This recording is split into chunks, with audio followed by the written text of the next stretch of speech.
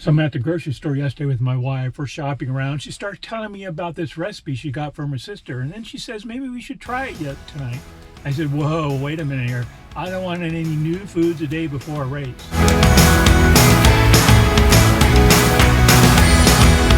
Good morning, I'm in Xenia, Ohio, getting ready to run a race put on by the Ohio River Road Runners Club. It's actually two races, a full marathon and a half marathon. It's 37 degrees Fahrenheit, cloudy and breezy, so it's not quite perfect conditions, but it will be cool. So I thought as I run the race today, I'd talk to you a little bit about some suggestions and tips about making sure your marathon or half marathon is a success. But I'm kind of shivering here. I need to get over the start line, and once I start running and warming up, I'll be back to talk to you. Are you ready?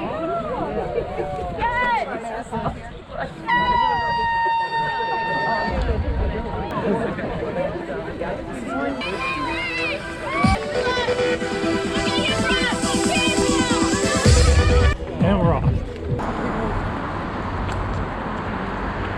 So my first set of tips deals with my opening remark, and that is no new food the day before the race or the day of the race. You don't want to take a chance of upsetting that delicate ecosystem we call our bodies. Likewise, no alcohol the day before the race is a dehydrator. And finally, do not carb load. You may think it's a good idea to have a big spaghetti dinner the night before a race, but that spaghetti, those carbs are going to lay on your stomach, going to bloat you, and you're going to feel awful. Emphasize carbs a week before the race, but do not carb load the day before. So I'm about 3 miles in. I've warmed up nicely. Another tip is start easy at the first part of the race. There's an adage that says races are never won in the beginning, but they are lost. So pace yourself. Take it easy in the first part of the race and always push later. If you push too hard in the beginning, you may falter and peter out. So take it easy in the beginning. Second aid station. So my second set of tips deals with aid stations. First thing you need to do is decide, are you going to rely on the race's aid stations for your fuel and hydration? So this particular race has water Gatorade stations all about every 2 to 2.5 miles. And then they said they've got 5 gel stations throughout the course. I assume that includes the marathon. So the half marathon has, what, maybe 2 or 3? So I am drinking their water, but I'm not relying on these aid stations for my fuel. I don't drink Gatorade, and I also don't do those thick hypertonic gels like goo gels. Remember, no new foods the day of the race.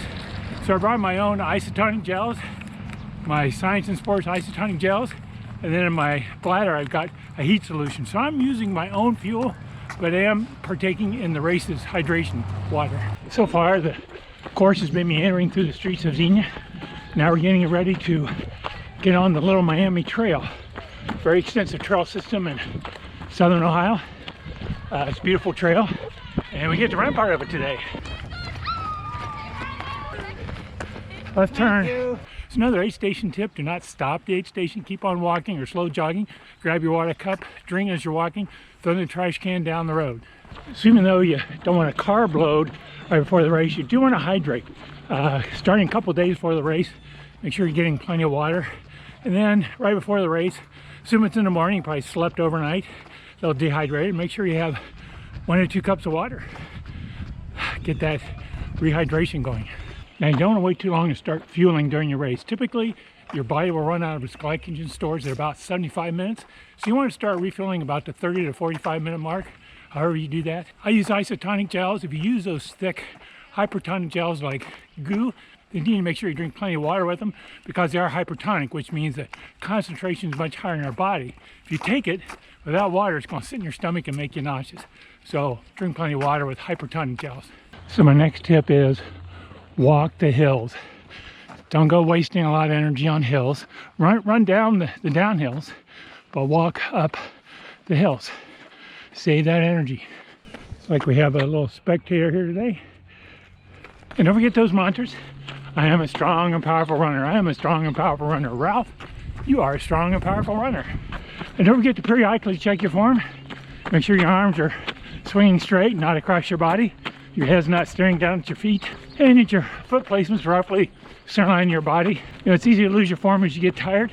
So just do a self-check periodically. And try and do a little 10-minute warm-up before the race, especially a morning like today where it's cool and you don't want to get any muscle cramps. You want to get your heart rate up to around 100 beats per minute before you start that race. So don't forget the warm-up. It's easy to forget, especially when you're excited about getting started. But try and do a little warm-up. You know, the running community is a wonderful community, so if you need help, if you get into an issue, a problem, just stop. Believe me, a runner will stop and help you, just like you would stop and help another runner. I was doing a trail marathon once, just got started. It was in the morning, kind of dusky, going through the forest, and I tripped and fell flat on my face. So a runner stopped and helped me, helped this old bird get up, helped me gather up my things, and off I went. So if you have a problem, just hang tight. Somebody will be there to help you. So about 9.5 miles, we're back on a trail. I don't think there's a Little Miami trail there. Xenia's kind of unique. It has a confluence of several trails in the area. Little Miami's one of them.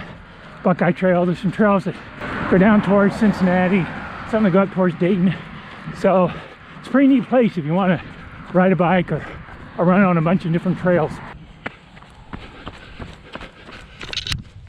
2 miles left. Okay, this is a split here. Half marathoners, we hang a right. Marathoners go straight. So 1 mile left. Coming in the home stretch. My GoPro battery died just a few dozen feet ago, so I had to stop, replace the battery, because you gotta get to finish, right? So I could have been maybe a few minutes quicker than this, but it's okay. The goal is finishing.